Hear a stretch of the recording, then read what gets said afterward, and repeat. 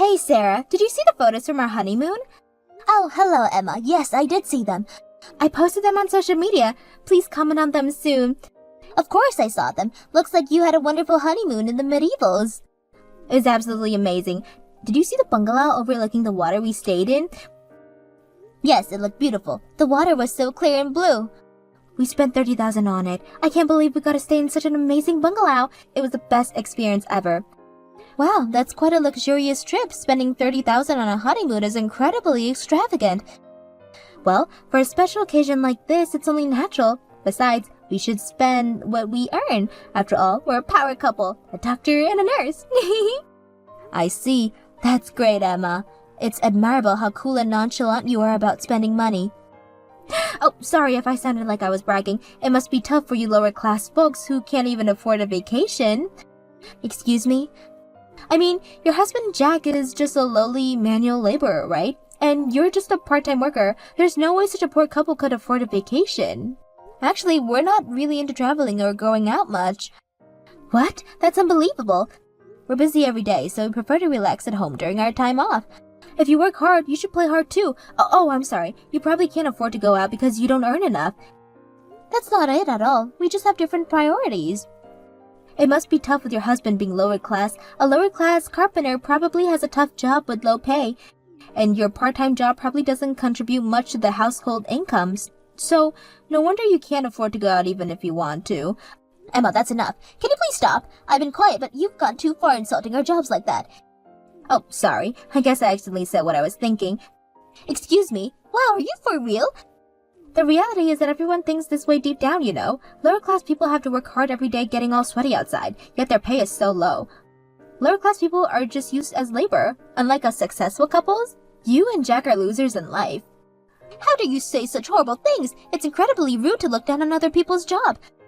Well, since we're being rude anyways, let me ask you something. Are you two still renting? Yes, we're renting a house. Why do you ask? Wow, you're even more pitiful than I imagined. How embarrassing that you build houses for others as a lower class worker but can't even own your own home. Excuse me?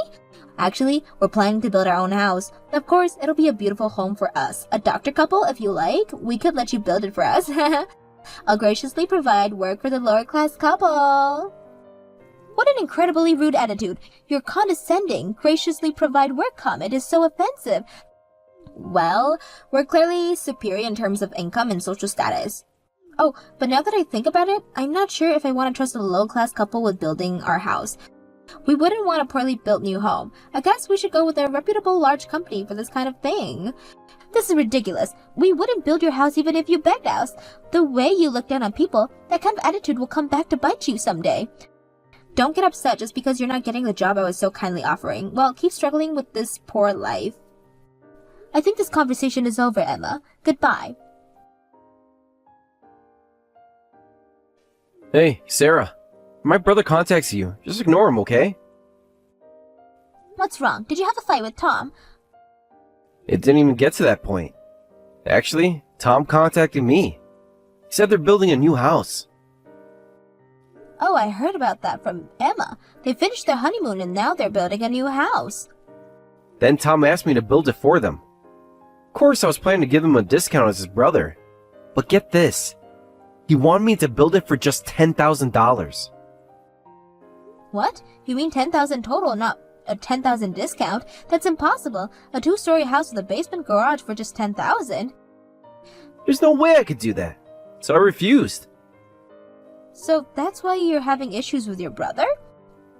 He complains about my job and income all the time. But he sure acts entitled when he wants something. He even got angry and called me a lower-class carpenter when I refused. That's why I've decided I'll never build a house for them. If Emma contacts you, please refuse as well. Of course, I'll refuse with every fiber of my being. I already turned down Emma when she talked to me about it. Oh, did she say something to you too? Emma consulted me about the house too, but more of that, she insulted our jobs. She was so condescending, saying she'd graciously provide work for us, like I was supposed to be grateful. Who do they think they are? Those two are the worst. That's why I got angry too. I told her we wouldn't build it even if they begged. They really are the opposite of us, aren't they? I respect doctors and nurses. They do important work. That doesn't give them the right to look down on other people's jobs.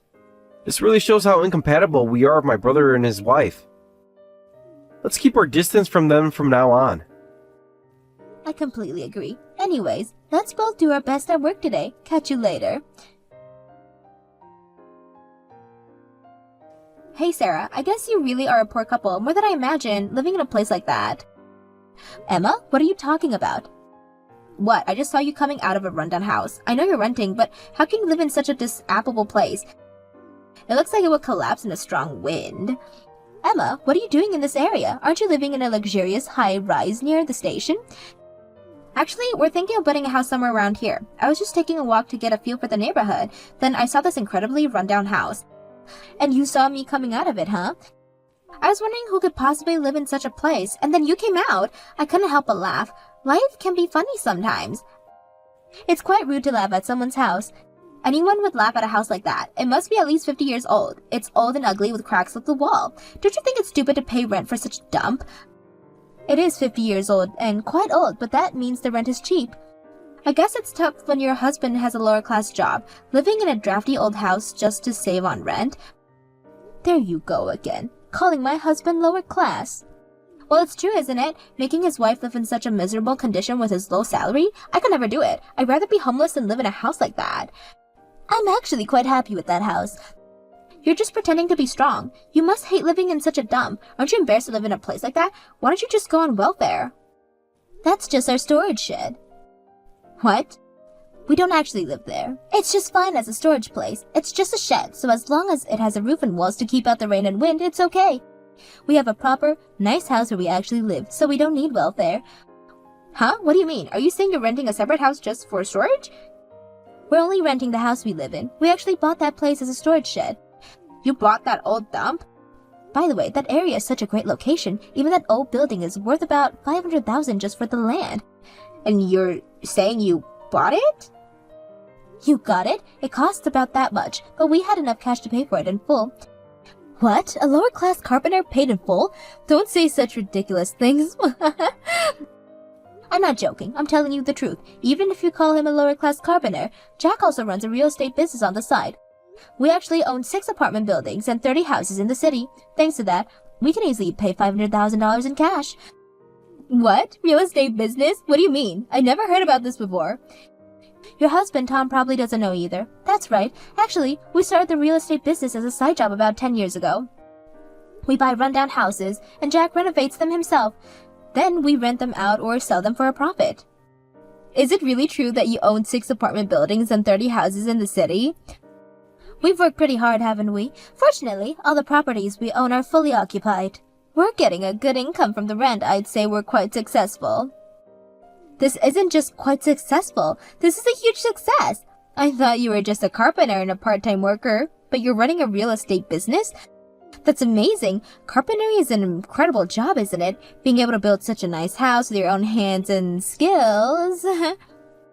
That's why I wanted to help, so I quit my full-time job. As a part-time worker, it's easier to take time off and help with his side business. So that's why? I thought you were just incapable of getting a full-time job. If anyone's incapable, it might be you, Emma. You're full of prejudice and unreasonably look down on other people's jobs. What did you just say? That's not what intelligent people do now, is it? Well, I'll be going now. I'm busy helping my husband with his work today. I need to get some tools from the storage shed. Sarah, do you have a moment? There's something I want to ask you about. What is it? Do you need me to get something else from the storage shed? Oh no, it's not that. It's about our real estate business. Did you say anything to my brother Tom? I don't remember telling him, but he seems to know about our side business. I'm sorry, I actually told Emma about it. Tom probably heard it from Emma. Was that bad? Nah, not like we were trying to hide it, so it's fine. We just didn't bother telling anyone. Oh, so that's why. Now I understand why he suddenly contacted me in a panic. Did he ask you to build a house for them again? No, this time he asked me to lend him money. He said if we have so much money, we should buy a house for them. What? Apparently, they want to build a house worth about $1 million. but the interest and fees would be high if they took out such a large mortgage. So they asked us to pay for it in full. They said they'd pay us back little by little, even if it'd be tough. What selfish and unreasonable people. First, they asked you to build a house for $10,000, and now they want $1 million? And if they're gonna struggle to pay us back, there's no benefit for us. Exactly. Of course I refused. I told them we have $3 million in savings, but we won't give them a penny. What? You told them how much we have in savings? Well, I just wanted to say something back after all the times they looked down on us. They've been so arrogant, and now they have the nerve to ask for money? I feel like it was my turn to brag a little. Just once, you know? That's totally fine. I'm so tired of those two. But let's not get complacent. We'll keep working hard together. At this point, it's more of a hobby than just making money. You do look so happy when you're building. I love seeing you like that, and I'll keep supporting you. Thank you for always helping me. Oh, my brother and his wife contact you. Just keep ignoring them as usual. Got it. Sarah, are you there? Please respond. Yes, Emma, what is it? Please don't ignore us. Just listen to us for a bit. We're in a really bad situation right now. If this continues, our lives will be ruined. What's wrong? Oh, you finally replied, Sarah. Thank you so much for responding. I knew you would help us. I never said I would help you. Just explain what's going on. By the way, didn't you finally build your new house? Shouldn't this be the happiest time for you? You sound like you're in trouble.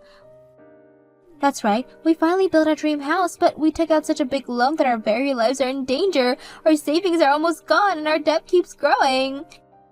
What? How did this happen? We didn't want to lose you two. So we had no idea you were so wealthy. We wanted to at least build a grand house to show off. So we built a house that cost about 3 times our budget to get the upper hand over you. 3 times your budget? I heard you were planning to build $1 million house. Are you saying you spent $3 million on your new home? Yes, and our monthly mortgage payment is $8,000. That much? How can you afford that? We can barely make the payments, and now we can't afford to eat or travel, which we love doing. Going out was our favorite hobby. Yeah, I got the impression. You even spent $30 million just on your honeymoon. You were always traveling around abroad and domestically. But we can't suddenly start living frugally, so we're in the red every month. We've never been in debt before, so we quickly turned to payday loans. Now we're borrowing money from one place to pay off the loans from another. That does sound like a life-ruining situation. Wouldn't it be better to sell the house at this point? No way. I absolutely refuse. We just built our dream mansion. We invited so many friends over to show it off. It would be too embarrassing to sell it now.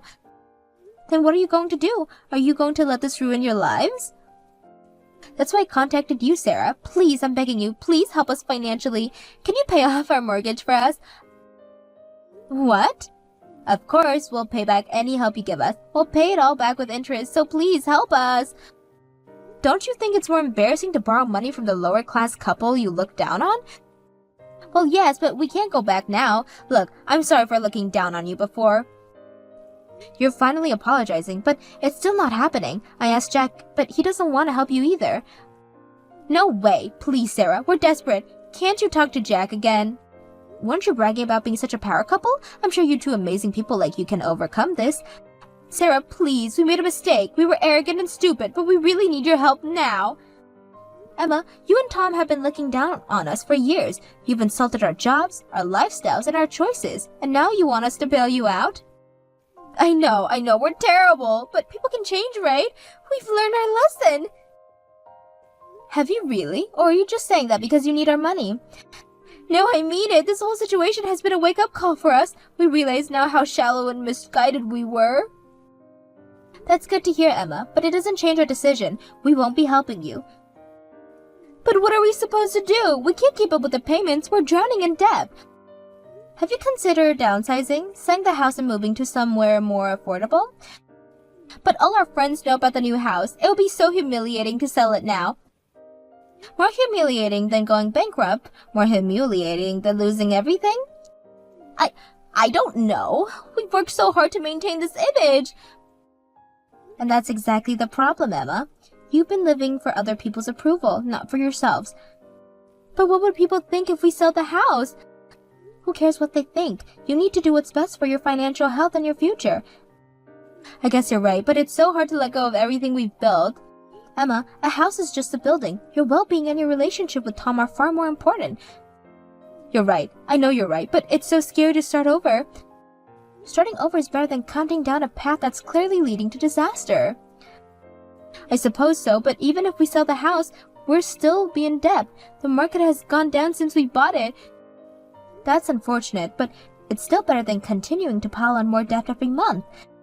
You're probably right. I just wish we had listened to you earlier. We were so stupid.